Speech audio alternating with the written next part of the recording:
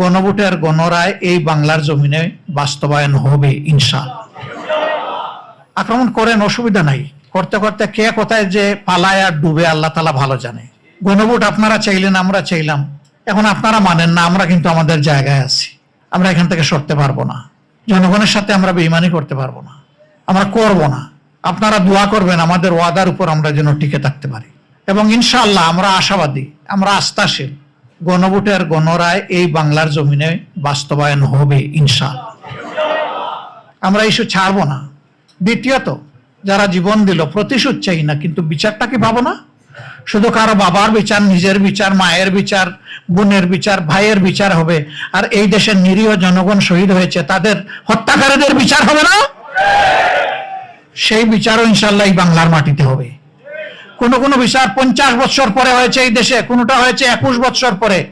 আমরা কথা দিচ্ছি এই বিচারও ইনশাআল্লাহ জয় দিন, জয় মাস, জয় বছর পরে হবে হবে হবে ইনশাআল্লাহ। সুস্পষ্টভাবে আপনারা জাতির সাথে দেওয়া কথা লঙ্ঘন করেছেন, আপনারা জাতির সাথে বিশ্বাস রক্ষা করেন নাই, আপনারা বিশ্বাসঘাতকতা করেছেন। লোডশেডিং কিংবা ঘরের বাইরের তীব্র গরমে ওয়ালটন রিচার্জেবল ফ্যান থাকলে থাকবে শুধু বাতাস আর বাতাস। আপনারা ফিরে আসেন, এই দাবি মেনে নেন, ডানাই পানাই বাদ দেন, এইটা ওইটা ডানে বামে চলা বাদ দিয়ে সোজা চলেন। জাতি কঠিন সংকটে আপনাদের পাশে থেকে এই দেশকে গড়বে ইনশাআল্লাহ, কারণ আমরা আমাদের দেশকে ভালোবাসি। আমাদেরকে বিভিন্ন ভয়ভীতি দেখানো হচ্ছে, আপনাদেরকেও দেখানো হচ্ছে। আল্লাহর কসম, আল্লাহ ছাড়া কাউকে ভয় করি না। কেন ভয় করব? ফাঁসির তক্তার উপরে তো আমাদের নেতৃবৃন্দ দাঁড়িয়ে বলেছেন, সাবধান, অন্যায়ের কাছে মাথা নত করা যাবে না। আমরা ওই জায়গায় দাঁড়িয়ে আছি। আমরা মনে করি যে আমরা প্রতি মুহূর্ত ফাঁসির তক্তার উপরেই আছি, কিন্তু আমরা কারো কাছে মাথা নত করব না ইনশাআল্লাহ।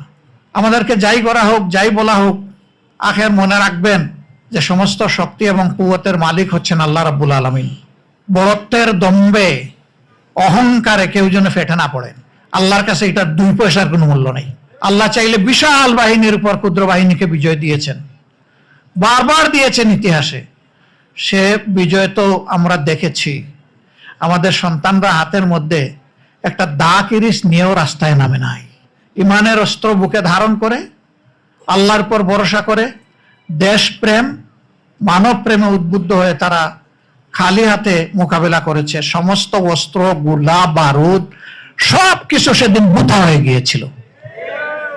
এটি বিশ্বের ইতিহাসে আনপ্রেসিডেন্টেড, এটার কোনো তুলনা নাই। এই দেশের মানুষকে, যুব সমাজকে মেহরবানি করে ভয় দেখাবেন না।